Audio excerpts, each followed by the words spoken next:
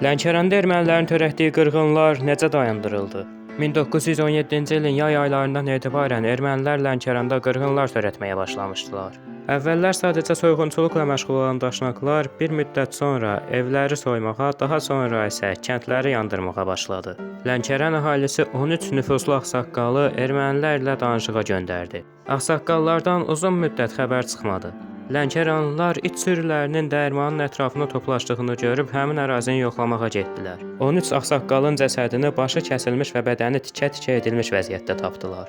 Mars soyqırımları ərəfəsində Şamiyanın göndərdiyi dəstək qüvvətlərlə ermənilərin sayı daha da artdı. Aprelin əvvəllərində Levan Makalov başçılıq etdiyi vəhşi diviziya ilə Hacıqabulu ermənilərdən təmizlədi.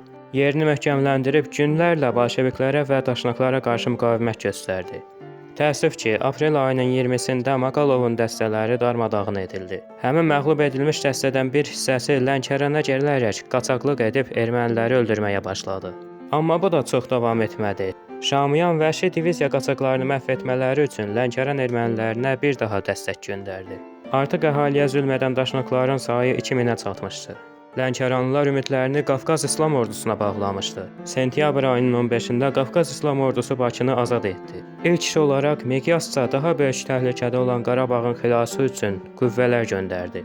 Ardınca yeni qüvvələr toplayaraq Mahaçqaladakı və Lənkərandakı qırğınları dayandırmağa hazırlaşırdı.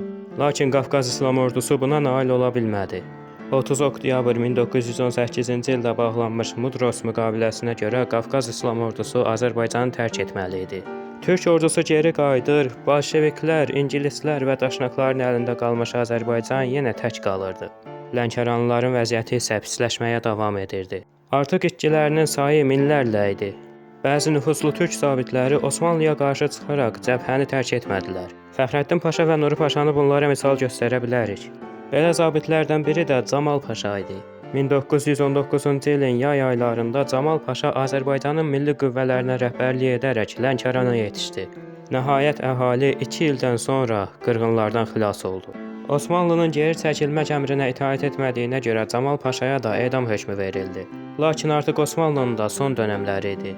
1922-ci ildə Camal Paşa Türkiyədə İstiqlal Savaşı başlatmış Atatürkə qoşulmağa tələsirdi. Tiflisdən Türkiyəyə keçmək üçün hazırlıqlar gördüyü sırada 2 erməni tərəfindən sui-qəsdə uğradı və şəhid oldu.